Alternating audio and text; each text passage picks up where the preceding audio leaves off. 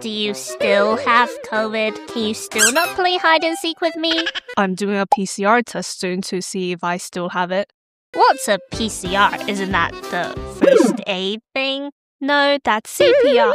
PCR is a lab procedure that copies specific sequences of DNA. Wait, what does have to do with testing for COVID? I'll first explain how DNA replication works, and then the PCR test will make more sense. DNA replication makes exact copies of DNA, and it is semi-conservative, meaning each new DNA keeps an old strand. This is possible thanks to complementary base pairing. Oh, is it the A pairs with T and G pairs with C? Yeah, there are several enzymes that make this possible. First, helicase separates the two strands of DNA. Then, DNA primase synthesizes primers. What's that? It completes the other half, but it doesn't finish it? The actual replication is done by DNA polymerase. The primers will be removed later on because they're not even DNA, they are RNA. The primers are just there to tell the DNA polymerase where to start.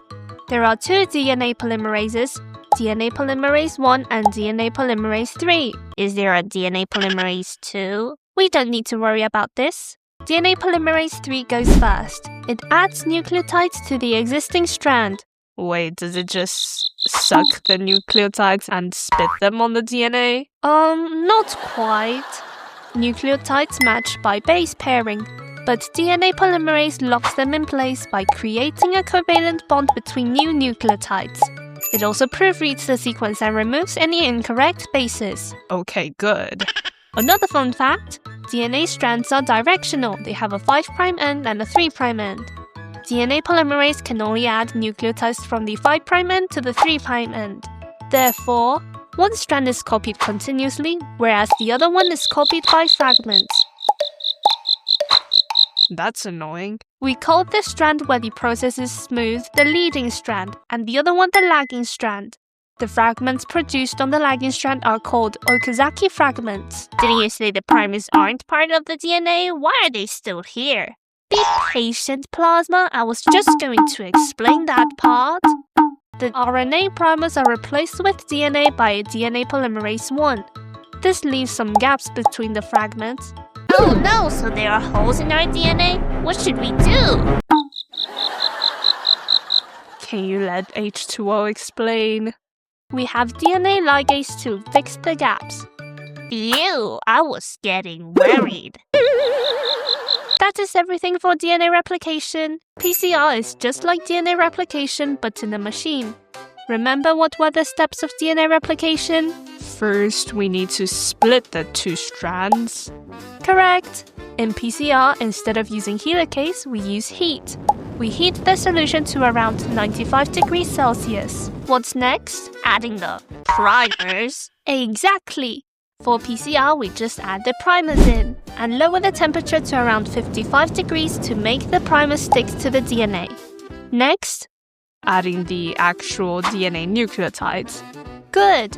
In PCR, this is done by Taq polymerase because it is an enzyme that won't denature in the high temperatures needed in PCR. During this part, the temperature is raised to around 72 degrees to allow the polymerase to work. This process is repeated. The temperature is raised and lowered. Okay, we get the point. How does the PCR for COVID work then? When you take a swab, you are collecting RNA from your body, including the RNA from the virus if it is there. We use reverse transcriptase to convert the RNA into DNA. Then we put everything into the PCR machine. What is interesting about this is that only the primers for the COVID virus are added to the solution. This means that only the genes for the COVID virus will be replicated, if there is any. We add a fluorescent dye to the DNA. If there is a strong fluorescent signal, it means that the virus was likely present. If there wasn't a strong signal, it means that there was probably no virus. Wait, that's actually pretty neat. Yeah, PCR is really fun. It can even be used in parental testing. And sibling testing? Can it test if we're siblings? In theory, yeah. We don't just need PCR though, we also need gel electrophoresis. Gel what? It is a way in which you can separate fragments of DNA based on their size. Since DNA is slightly negative, it moves to the positive side of the machine. The smallest fragments move the fastest, so they go further. Oh. How does that help us in sibling testing? We can generate a genetic profile out of this. Pay attention because this part is difficult to understand. First, we take a swab from the person we're testing for. Then, we use PCR to amplify short tandem repeats, or STRs, of that person. What's that? These are short sequences, such as AHL, that are repeated a different number of times in each person. After we copy some STRs using PCR, we separate them by length using electrophoresis. It is highly unlikely that two unrelated individuals have the same STR pattern. However, what would a parent's pattern compare to their child's? Maybe they'll be the same?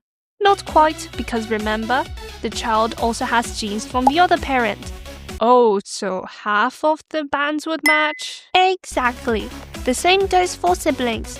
Let's do a sibling test then, H2O. We don't have the equipment though.